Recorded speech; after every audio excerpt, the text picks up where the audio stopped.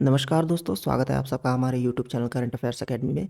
दोस्तों, आज एक बहुत ही सेंसिटिव मुद्दे पे बात करेंगे। देखिए, अक्सर होता क्या है, जब भी हम लोग फॉर्म फिलअप करते हैं तो बहुत जल्दी में बहुत कुछ अपना जो रिजर्वेशन से संबंधित हमारी जो क्राइटेरिया है, उनको जल्दबाजी में भरते हुए निकल जाते हैं और बाद में आपको पता चलता है कि आप तो अगर क्वालिफ़ाई कर भी लिए एग्ज़ाम, तो आप उसके लिए मिलता ही नहीं है वो सीट जिसके लिए आपने अप्लाई किया था, ठीक है? इसके बहुत सारे एग्ज़ाम्पल मैं आपको अभी चाहे तो बता सकता हूँ। जैसे कि एक लड़का था, हमारे वहाँ का ही, उसने अपना आर्मी का पेपर भरा था, ठीक है? उसने रिटन भी क्वालीफ़ाई कर लिया, फिज़िकल टेस्ट भी उसने क्वालीफ़ाई कर दिया। लास्ट में जब सर्टिफ़िकेट वेरिफ़िकेशन की बात आई, तो पता चला कि उसने अपना जो सर्टिफ़िकेट है, रिज़र्वेशन जिसके थ्रू उसने उसमें सीट पाया था, वो उसने अपडेट ही नहीं करवाई थी, जिसके कारण से उसका सिलेक्शन होते हुए भी नहीं हो पाया। तो चलिए इसको एकदम बारीकी से समझते हैं कि कब आपको रिज़र्वेशन मिलता है, कब आपको रिज़र्वेशन नहीं मिलता है और रिज़र्वेशन पाने का ये जो सर्टिफ़िकेट है, ये कब तक की वैलिडिटी के लिए होता है, वो सारी चीज़ें आज इस वीडियो में हम लोग जानेंगे, ठीक है? साथ ही साथ यूपीएससी के लिए और यूपीएससी के अलावा जो भी स्टेट पीसीएस के एग्ज़ाम हैं, उनसे संबंधित आपको जो भी अ, अपडेट्स हैं इस चैनल पे आपको रेगुलर मिलते रहेंगे। तो मेक श्योर कि आप चैनल को सब्सक्राइब कर लीजिए और वो जानकारी जो बहुत कम लोग दे पाते हैं, बाकी जल्दी-जल्दी में बता देते हैं कि फॉर्म में ओबीसी डाल दीजिए, ये कर लीजिए, वो कर लीजिए, लेकिन सर्टिफ़िकेट से संबंधित आपका सर्टिफ़िकेट वैलिड है या नहीं, या किस तरह का सर्टिफ़िकेट वैलिड है, ये बहुत ही कम लोग बताते हैं, ठीक है? हालाँकि उसमें बहुत सारे लोगों का एग्ज़ाम ही क्वालीफ़ाई नहीं होता, तो उससे के चलते उनको ज़्यादा मेजर प्रॉब्लम आती ही नहीं है, क्योंकि जब एग्ज़ाम ही नहीं क्वालीफ़ाई हुआ तो आप कोई भी डालिए, ठीक है? तो चलिए स्टार्ट करते हैं वीडियो। देखिए, हम सभी को पता है कि जो एक तो शेड्यूल कास्ट है और एक शेड्यूल ट्राइब, ये 2 कास्ट जो हैं, इनका जो रिज़र्वेशन है वो परमानेंट होता है। परमानेंट मीन्स इनको हर बार अपना जो है रिज़र्वेशन सर्टिफ़िकेट बोले या कास्ट सर्टिफ़िकेट बोले जो भी, वो इनको अपडेट नहीं करना होता है, ठीक है? तो अगर आप ये इन 2 कैटेगरी से हैं तो आप वीडियो छोड़ के जा सकते हैं, मैं आपको फँसाऊँगा नहीं वीडियो में, ठीक है? इसके अलावा इनको तो अपडेट नहीं करना, बाकी जो कास्ट हैं जैसे ओबीसी हो गया, जनरल हो गया, इनके साथ बहुत बड़ा खेल हो जाता है, क्योंकि वो अपने कास्ट को ही ठीक से नहीं समझ पाते हैं। 1 सेकंड। अपने कास्ट को ही नहीं समझ पाते हैं कि वो किस ग्रुप में लाई करते हैं और जल्दी-जल्दी में वो फॉर्म भर देते हैं और पता चलता है कि अगर उनका एग्ज़ाम क्वालीफ़ाई हुआ, तब जाके उनको पता चलेगा कि उन्होंने गलती की है और बाद में उनका सिलेक्शन भी नहीं होगा। पिछली बार की ही बात है, एक लड़की थी, उसने अपना ये ओबीसी के जगह पे क्रीमी लेयर डाल दिया था, अब वो जनरल की तरह ट्रीट की जाएगी। तो उसके वजह से उसने पढ़ाई ही छोड़ दी, बोली कि जब मेरा होगा ही नहीं तो फिर मैं क्यों पढ़ूँ, ठीक है? तो इस तरह का गलती आप लोग ना करें, ठीक है? तो चलिए समझते हैं, ओबीसी की सबसे पहले बात करते हैं हम लोग। देखिए, ओबीसी का जो रिज़र्वेशन है वो कास्ट के बेसिस पे दिया जाता है, ये सभी लोग को पता है। 27% का जो रिज़र्वेशन है वो घोषित किया गया है या फिर इनके लिए अलॉट किया गया है। इसके अलावा आगे चल के बात क्या हुई, मुद्दा ये उठा कि देखिए ओबीसी में जितनी भी जातियाँ हैं, कोई ज़रूरी थोड़ी है कि सब उस ये जो रिज़र्वेशन मिल रहा है, उस रिज़र्वेशन के लायक है। क्योंकि ओबीसी में बहुत सारे ऐसी जातियाँ थी जो बहुत ही क्या बोलते हैं उनको, अ, एक तरह से बहुत बड़ी जातियाँ थी, जैसे कि श्रीवास्तव हो गए, ऐसे कुछ बहुत सारी जातियाँ हैं जिनको कि अ, उनका जैसे रुतबा बोले या जो भी उनका धन देख करके अगर देखा जाए तो उनको रिज़र्वेशन की वास्तव में ज़रूरत ही नहीं थी, बस वो ओबीसी से बिलॉन्ग कर रहे थे, जिसके कारण से उनको ओबीसी का रिज़र्वेशन मिल रहा था। लेकिन वो एक्चुअल में जो ये जो आपका जनरल वर्ग है, उससे भी कई गुना ऊपर उठे हुए थे। तो इस कारण से ओबीसी को 2 लेयर में डिवाइड कर दिया गया, ठीक है? तो जो मलाई वाले मतलब जो धनी वर्ग के लोग थे, ओबीसी की मैं ये बात कर रहा हूँ, ठीक है? तो जो धनी वर्ग के लोग थे, एक तरह से ऐसे बोल सकते हैं, उनको क्रीमी लेयर में डाल दिया गया। मतलब ये मलाई वाले लोग हैं, इनको रिज़र्वेशन की ज़रूरत नहीं है, ठीक है? तो इनको रिज़र्वेशन की ज़रूरत नहीं है, तो इनको कैसे ट्रीट किया जाएगा? इनको ट्रीट किया जाएगा जनरल की तरह से और इनको बोला जाता है सीएल, ठीक है? क्रीमी लेयर, और इनको ट्रीट किया जाएगा जनरल की तरह से किसी भी एग्ज़ाम में। अब अगर आप ये क्रीमी लेयर को चूज़ करते हैं, तो आपको जनरल के जैसे ट्रीट किया जाएगा, ठीक है? इसके अलावा जो रियल ओबीसी जिनको रिजर्वेशन मिलेगा, वो आते हैं नॉन क्रीमी लेयर वाले लिस्ट में, एनसीएल यहाँ पे लिखा होता है।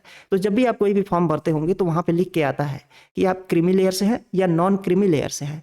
तो कोई भर देता है ये क्रीमी लेयर और ये वो चला जाता है जनरल वाले में।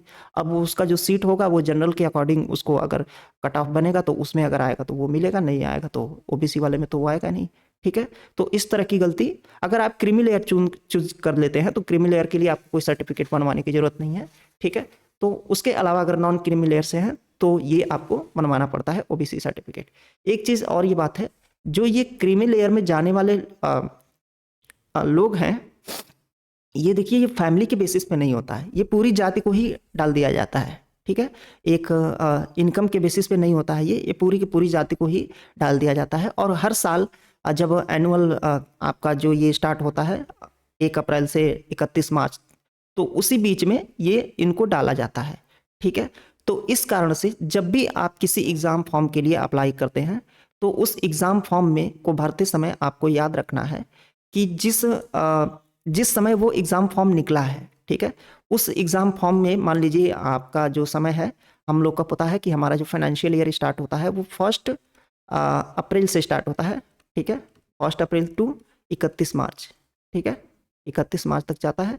तो जब भी हम अपना जो ये आपका कास्ट सर्टिफिकेट है, अगर आप जिस एग्ज़ाम की तैयारी कर रहे हैं तो उस एग्ज़ाम का जब फॉर्म निकलता है उस वाले ईयर में आपका ये वाला ईयर फाइनेंशियल ईयर जो है उसका सर्टिफिकेट होना चाहिए, अगर आप रिजर्वेशन के लिए अप्लाई करना चाह रहे हैं तो। ठीक है, ये है ओबीसी के लिए क्राइटेरिया। साथ ही साथ अगर आप यूपीएससी के लिए प्रिपेयर कर रहे हैं, ठीक है, तो वहाँ पे आपको मेंशन कर रखा है कि आपको सेंट्रल लेवल का ही बनवाना है, आपको अपना जो है कास्ट सर्टिफिकेट। ठीक है, तो आप लोग जो स्टेट गवर्नमेंट का बनवा लेते हैं, हालांकि आपको तो दिक्कत ही नहीं आती क्योंकि वहाँ पे वहाँ तक पहुँच ही नहीं पाते बहुत लोग। ठीक है, अगर आप पहुँचते हैं तो आगे चल के आपको थोड़ी सी दिक्कत हो सकती है, तो हम जो दिक्कत होने वाली है अगर पहले से उसको पता है तो हम क्यों उतना उसमें वो करने जाएं। ठीक है, तो वहाँ पे आप जब देखेंगे यूपीएससी का जो नोटिफिकेशन है वहाँ पे क्लियरली मेंशन कर रखा है कि जो आपका सर्टिफिकेट होना चाहिए वो आपका 1 अप्रैल के बाद होना चाहिए, और साथ ही साथ जिस दिन एग्ज़ाम, ये तो 31 मार्च मैंने बताया, 31 मार्च भी नहीं, जिस दिन एग्ज़ाम की लास्ट डेट होती है एप्लीकेशन फॉर्म भरने की उस दिन तक बन जाना चाहिए। ठीक है, तो अगर आप तक अभी किसी ने नहीं बनवाया है तो पहले तो जाके अपना चेक करिए कि 1 अप्रैल, अभी जैसे मान लीजिए 24 का जो एग्ज़ाम होने वाला है 2024 प्रीलिम्स का, तो उसके लिए जो आपका सर्टिफिकेट है वो होना चाहिए 1 अप्रैल 2023 से लेकर के जिस दिन एप्लीकेशन की क्लोजिंग होगी उस दिन तक आपका वो बन जाना चाहिए, ताकि जब आप प्रीलिम्स का फॉर्म भरें तो वहाँ पे आप अपना डेट भी डालना होता है कि आपका जो इश्यू हुआ था रिजर्वेशन सर्टिफिकेट या फिर कास्ट सर्टिफिकेट वो कब हुआ है। तो जब वहाँ पे आप डेट ही गलत डाल देंगे तो आपको रिजर्वेशन कहाँ से मिलेगा। ठीक है, और आप अपना जो रिजर्वेशन सर्टिफिकेट है वो 1 अप्रैल के बाद का होना चाहिए 2023 का, और क्या होना चाहिए, वो होना चाहिए सेंट्रल लेवल का। देखिए मैं तो ये कहूँगा कि आप कोई भी सर्टिफिकेट बनवाएं तो हमेशा सेंट्रल लेवल का ही बनवाएं। ठीक है, अगर सेंट्रल लेवल का आप बनवाते हैं तो इससे 2 फायदे होते हैं, अगर आप स्टेट का कोई एग्जाम देते हैं तो उसमें तो डेफिनेटली काम आएगा, साथ ही साथ सेंट्रल का अगर कोई एग्जाम देते हैं तब तो वहाँ काम ही आएगा। इसके अलावा अगर आप सिर्फ स्टेट का बनवाते हैं तो सिर्फ उसी स्टेट के लिए वो वैलिड होता है। साथ ही साथ एक चीज़ और ध्यान कर लेते हैं, जिस स्टेट में आप रहते हैं उसी स्टेट का ही सिर्फ बनता है। अगर आप दूसरे स्टेट में जाते हैं किसी एग्जाम को भरने के लिए तो वहाँ पे आपको जनरल के जैसे ट्रीट किया जाता है। ठीक है, तो वहाँ पे जाके अपना ओबीसी या एससी एसटी मत लिख दीजिएगा, वहाँ पे पहले नोटिफिकेशन पढ़ लीजिएगा कि अदर जो स्टेट के लोग हैं उनको कैसे ये ट्रीट कर रहा है। ठीक है, ये जो भी एग्ज़ाम हो रहा है उसमें क्या उनका है, क्या उनको रिजर्वेशन मिलेगा या नहीं मिलेगा। नॉर्मली मिलता नहीं है क्योंकि स्टेट हर अपने राज्य के लोगों के लिए भलाई के लिए जो भी बोलें वो अपना अलग बनाते हैं रिजर्वेशन। ठीक है, अगर स्टेट की बात है तब। ठीक है, तो ये चीज़ें आपको ध्यान रखनी है, 3 चीज़ें मैंने यहाँ पे मेंशन की वो आपको अभी कर लेनी है, अभी बहुत समय है तो आप जा करके बनवा सकते हैं। ये तो हो गया ओबीसी का। ठीक है, ये मैंने बता ही दिया, एनुअली ट्रांसफ़र किया जाता है जातियों को क्रीमी नॉन क्रीमी लेयर से क्रीमी लेयर में, और क्रीमी लेयर से इसमें भी किया जा सकता है, हालांकि बहुत कम ये चांसेस होते हैं ऐसा होने के। ठीक है, फिर भी अगर आप कर लेते हैं तो आपके लिए ये हो जाता है कि 1 अप्रैल के बाद और जिस एग्ज़ाम का फॉर्म भर रहे हैं उस एग्ज़ाम को लास्ट डेट से पहले आपका वो बनवा लें तो सही रहेगा। मैं तो ये कहूँगा कि 1 अप्रैल जब भी स्टार्ट होता है तो उसी दिन आप बनवा लीजिए, 31 मार्च तक वो वैलिड रहेगा अगले साल के लिए, और फिर जैसे 31 मार्च खत्म होता है तो आप अपना बनवा लीजिए, आपको कोई भी झंझट नहीं होगी। सेंट्रल लेवल का हमेशा बनवाएं। ठीक है, अब चलते हैं इसके बाद ईडब्ल्यूएस, जिसके बारे में बहुत सारे लोगों को दिक्कत है कि ये क्या होता है ईडब्ल्यूएस। ठीक है। तो इसके बारे में पूरी तरह से समझेंगे, ठीक है।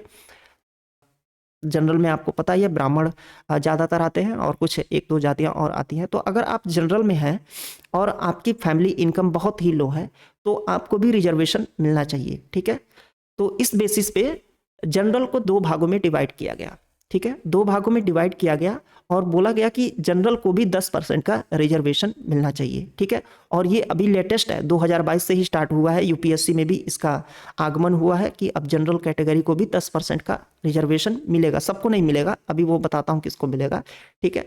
तो ईडब्ल्यूएस कैटेगरी क्या है? इकोनॉमिकली वीकर सेक्शन, मतलब आप जनरल से हैं लेकिन इकोनॉमिकली, ठीक है, आर्थिक रूप से आप कमजोर हैं, ठीक है। अब आर्थिक रूप से कमजोर आपको कब कहा जाएगा, ये अभी इसकी बात कर लेते हैं, ठीक है। उससे पहले और जान लेते हैं। तो ईडब्ल्यूएस से अगर आप हैं तो आपको 10% का रिजर्वेशन मिलता है। सर्टिफिकेट है रिजर्वेशन पाने का, जो ईडब्ल्यूएस का सर्टिफिकेट है। एक बार देख लेते हैं कि वो सर्टिफिकेट दिखता कैसा है। देखिए एक सेकंड, ये रहा, ये कुछ ऐसा दिखता है आपका। ईडब्ल्यूएस के जो हैं उनको आप ये लोग देख सकते हैं कि ईडब्ल्यूएस का ऐसा दिखता है। अब जिसने वीडियो को वहां से पॉज करके सीधा ईडब्ल्यूएस वाले सेक्शन पे आ गया है तो एक बार फिर से समझा देता हूं कि आपका जो सर्टिफिकेट होता है वो 1 अप्रैल से लेके 31 मार्च के लिए वैलिड होता है। यहाँ पे देखिए लिखा भी होता है, ठीक है। यहाँ पे देखिए कहाँ गया, यहाँ पे वैलिड फॉर ईयर, तो यहाँ पे आपका लिखा होगा वो 1 अप्रैल से लेकर के और अगले 31 मार्च तक वो वैलिड होता है। और अगर उससे ज़्यादा वैलिड है तो आप उसको लगा सकते हैं। हालांकि एक ही साल के लिए इसको वैलिड किया जाता है,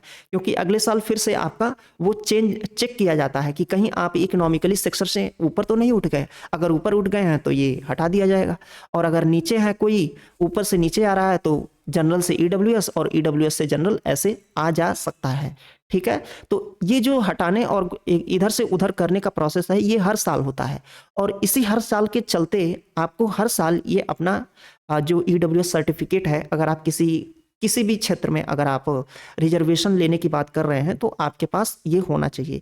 यूपीएससी की अगर मैं बात करूं तो 1 अप्रैल के बाद से, अगर आप 24 के लिए प्रिपेयर कर रहे हैं तो 1 अप्रैल 2023 के बाद से, और आपका जिस दिन एग्जाम का फॉर्म का लास्ट डेट होगा, वैलिड तो ये आपका 31 मार्च तक होता है, लेकिन अभी तक जिसने नहीं बनवाया है उसके लिए मैं बता रहा हूँ, ये नहीं कि आप 31 मार्च का आपके पास समय है। 31 मार्च तक का समय नहीं है, अभी फरवरी में आपका खुल जाएगा एप्लीकेशन फॉर्म। तो आपको करना क्या है कि जिस दिन एप्लीकेशन का डेट क्लोज होता है, ठीक है, उसी दिन तक आपका बन जाना चाहिए। लेकिन उतना आप मत करिए, आज ही से आप उसको बनवाने का जो प्रोसेस है उसको स्टार्ट कर दीजिए, करवा दीजिए जैसे भी हो। अभी उसके बारे में सारी चीज़ें मैं डिस्कस करूंगा, तो वो आपको कर लेना है, ठीक है। तो last date of form filling जो है उस दिन आपको ये कर लेना है। अब इकोनॉमिकली वीकर सेक्शन के लिए क्या क्राइटेरिया है, तो अभी सेंटर ने ये डिसाइड किया है, सेंटर हमारी केंद्र सरकार ने, कि जिनका इनकम 8 लाख से कम होगा, ठीक है, और जिनका लैंड यानी कि जो आपके खेत हो गए वो टोटल आपके 5 एकड़ से कम होने चाहिए। ये दोनों क्राइटेरिया एक साथ फुलफिल करना चाहिए। अगर इनमें से कोई भी एक है तो आपको ये रिजर्वेशन, ये वाला सर्टिफिकेट है, ये 10% का ईडब्ल्यूएस का ये नहीं मिलेगा, ठीक है। इसके अलावा देखिए, अभी स्टेट चाहे, इस पे एक वर्डिक्ट आया था कि स्टेट अगर चाहे तो खुद से अपना एक क्राइटेरिया डिफाइन कर सकता है कि हर स्टेट के लिए कि वो किस ये जो आपको दिख रहा है मिनिमम रिक्वायरमेंट, इसमें चेंजेस कर सकता है स्टेट। लेकिन अभी कोई स्टेट चाहेगा नहीं चेंज करना, क्योंकि आपको भी पता है स्टेट का जो अपना क्राइटेरिया है ये 8 से नीचे ही रखना है, ठीक है। तो स्टेट तो करेगा नहीं, क्योंकि वो चाहेगा कि हमारे वहाँ के लोगों को ज़्यादा से ज़्यादा रिजर्वेशन मिले, और जो हटाएगा वो पार्टी को आप समझ ही रहे हैं, तो हमेशा पार्टी हटाएगी नहीं, लेकिन स्टेट चाहे तो इसको बदल सकती है। अब ये जो ईडब्ल्यूएस का सर्टिफिकेट है, ये इसको बोलते क्या है, ईडब्ल्यूएस सर्टिफिकेट नहीं बोलते हैं, इनकम एंड एसेट सर्टिफिकेट। यहाँ पे देखिए लिखा हुआ है, यहाँ पे income asset certificate to be produced by the economically weaker section या ईडब्ल्यूएस सेक्शन के लिए ये बनाया गया है, ठीक है।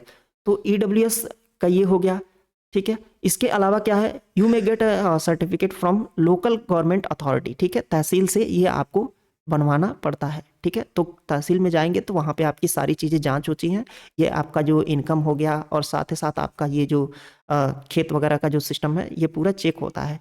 और इसको इश्यू कौन करता है, तो वो डिस्ट्रिक्ट मजिस्ट्रेट हो गया या एडिशनल डिस्ट्रिक्ट कमिश्नर हो गया, sub divisional magistrate, additional district magistrate. तो आप वहाँ से इसको जा करके ये इशू करने वाले अथॉरिटी हैं, लेकिन आप इनके पास डायरेक्ट तो जाएंगे नहीं, तो आपको तहसील से जा करके सब सारी चीज़ें ये करवानी होती है। देखिए ओबीसी का जो सेक्शन है, ओबीसी वाले में इतना सब झमेला नहीं होता है, वो आपका सहज जन सेवा केंद्र जो आपके आसपास के एरिया में होंगे वहाँ से आपका घर से ही बन जाता है। लेकिन इनमें थोड़ा ये हो जाता है क्योंकि इनमें बहुत सारी चीज़ें चेक करनी होती हैं, इकोनॉमिकली वीकर सेक्शन में आप आ रहे हैं कि नहीं, ठीक है। उसमें तो जाति के आधार पर होता है, तो जाति को ही एक ही बार में डिफाइन कर लिया जाता है, यहाँ पे जाति के आधार पर नहीं है, इसलिए यहाँ पे ये सारी चीज़ें आपको थोड़ा सा इसमें ज़्यादा समय लगता है। तो आप लोगों ने भी अगर नहीं बनवाया है तो इसको ज़रूर से बनवा लें। अब ईडब्ल्यूएस से संबंधित 2 इंपॉर्टेंट सवाल इनके बारे में जान लेते हैं, ठीक है। तो पहला सवाल ये है कि will candidate under EWS get other relaxation in age and number of attempts. देखिए अगर यूपीएससी की बात करें तो सिर्फ आपको 10% का कोटा दिया गया है, आपका जो सीट रिजर्वेशन है उसके लिए, ठीक है। इसके अलावा आपको एक्स्ट्रा नंबर ऑफ ये नहीं मिलेंगे, जैसा जनरल को मिलता है वैसा ही आपको अटेम्प्ट मिलेगा, या फिर एज रिलैक्सेशन भी आपको नहीं मिलेगा, सिर्फ ये आपको क्या मिलेगा, कोटा मिल रहा है। तो दूसरे जातियों की तरह मत समझिएगा कि जैसे ओबीसी को एक्स्ट्रा नंबर ऑफ अटेम्प्ट मिलते हैं तो वो भी आपको मिलेंगे क्योंकि आप भी एक कास्ट में आ गए हैं। तो ये अभी यूपीएससी का मैं बता रहा हूँ, अभी यूपीएससी में ऐसा कोई सिस्टम नहीं है, सिर्फ आपको 10% का कोटा रिजर्व किया गया है, ठीक है।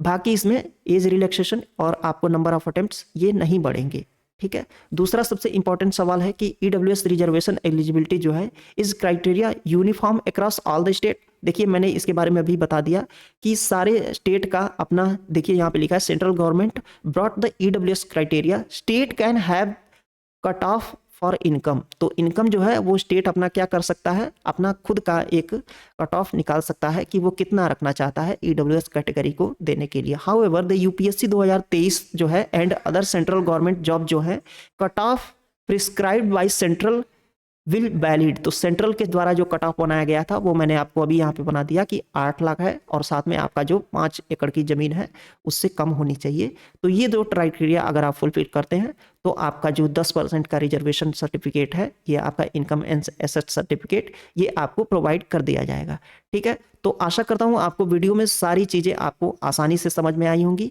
वीडियो थोड़ा लंबा हुआ होगा लेकिन सारी चीज़ों पे मैंने एकदम बढ़िया से बात करने की कोशिश की है। ईडब्ल्यूएस का जो सर्टिफिकेट है, एक छोटी सी बात यहाँ पे और देख लेते हैं।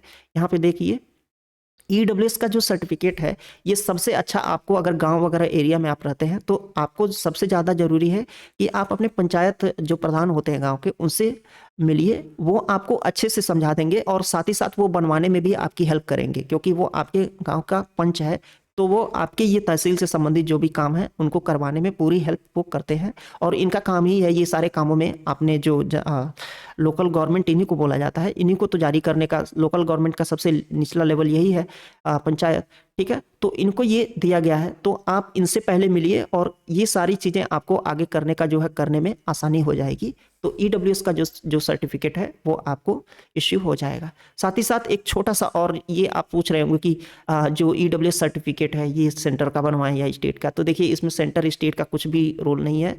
ये आपको यहाँ पे देखिए क्या लिखा है रूल, यहाँ पे लिखा है लोकल गवर्नमेंट अथॉरिटी के द्वारा ये इश्यू किया जाता है। तो जब आप बनवाएंगे और फॉर्म भरेंगे तो वहाँ पे लिखेगा तो इश्यूड बाय, इसके द्वारा इश्यू किया गया है, ठीक है। देखिए यहाँ पे लिखा है गवर्नमेंट ऑफ, यहाँ पे सब कुछ लिखा होता है, ठीक है, वही आपको फॉर्म में भरना होता है, ठीक है। तो आशा करता हूँ आपको ये वीडियो पूरी तरह से जो भी चीज़ें हैं आपको समझ में आ गई होंगी। तो मिलते हैं किसी अन्य वीडियो में, तब तक के लिए नमस्कार।